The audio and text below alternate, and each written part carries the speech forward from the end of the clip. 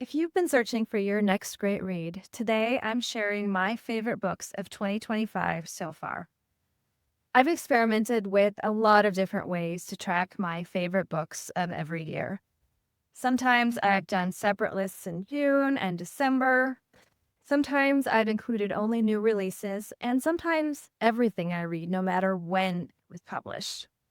Lately, I've found that I prefer starting one list mid-year and then adding to it as I go. That way, I don't have to decide which books deserve to stay on the list, and I can capture that fresh enthusiasm when something really resonates. I've also narrowed the scope to only include new releases on these lists. So, here are the books that have earned a spot so far this year. These are the stories that have pulled me in, made me think, and left me feeling a little different than when I started. I'll share a quick peek into each one and why they stood out.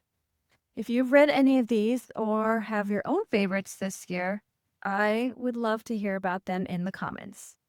First up is Nesting by Roshene O'Donnell. This novel is an intimate, often heart-wrenching look at a woman who leaves her emotionally abusive husband, taking her young daughters and finding refuge in a hotel in Dublin for women escaping domestic violence.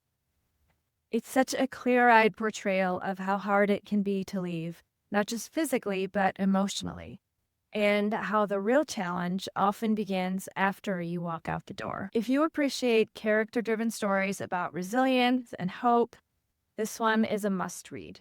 Next is Wild Dark Shore. Charlotte McConaughey is quickly becoming one of my favorite authors, and Wild Dark Shore is another must-read from her. Set on a remote island near Antarctica, the novel follows a family caring for a seed bank meant to protect the world's food supply as climate change escalates.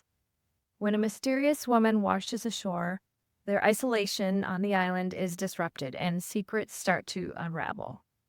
It has that beautiful atmospheric writing McConaughey is known for, blended with themes of ecological grief, love, and the question of what we're willing to say when everything is at risk. And a quick tip, if you are reading this, either on your own or with your book club, I have a reader's guide and book club kit that will help you really go deep on this book. You can find that linked below. Moving on to Broken Country by Claire Leslie Hall. This is an historical novel about love, loss, and the consequences of choices made decades before. Beth, now happily married, must confront her past when her first love returns to the village with his young son. The story moves between timelines and slowly reveals the truth behind their separation. It's gorgeously written, with characters I felt deeply invested in, even when I didn't always agree with their decisions. If you love books that peel back the curtain on fame and identity, The Three Lives of KK by Kate Fagan will be for you. This novel tells the story of a reclusive author finally revealing her past and why she hid behind a pseudonym for so long. The structure reminded me a bit of The Seven Husbands of Evelyn Hugo, with shifting perspectives and lots of secrets coming to light. It's fast-paced, smart, and has just enough scandal to keep you turning the pages. Shifting gears into nonfiction, On Muscle by Bonnie Tsui explores how we build strength and how strength shapes us mentally and emotionally. We combine science, personal narrative, and profiles of athletes to show why muscle matters, not just for health, but for resilience and focus.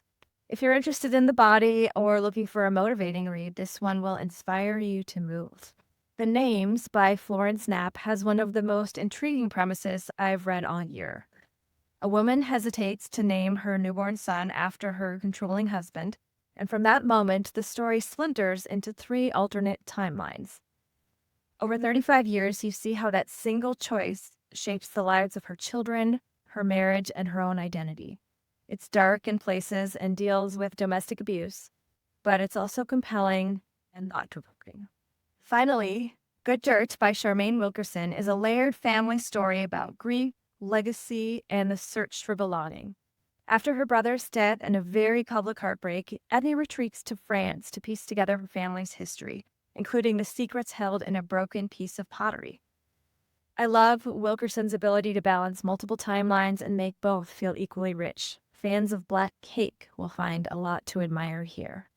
So those are my best books of 2025 so far, and I'm going to keep adding to this list as the year goes on. And I'll link the full list on my website if you'd like more details or want to see new additions. If you've read any of these, or if you have other favorites, I'd love to hear what's made your list this year. Let's try it in the comments. And if you enjoyed this video, don't forget to hit like and subscribe. I share book recommendations, reading guides, and reflections on the science of why stories matter. Thanks for watching, and happy reading.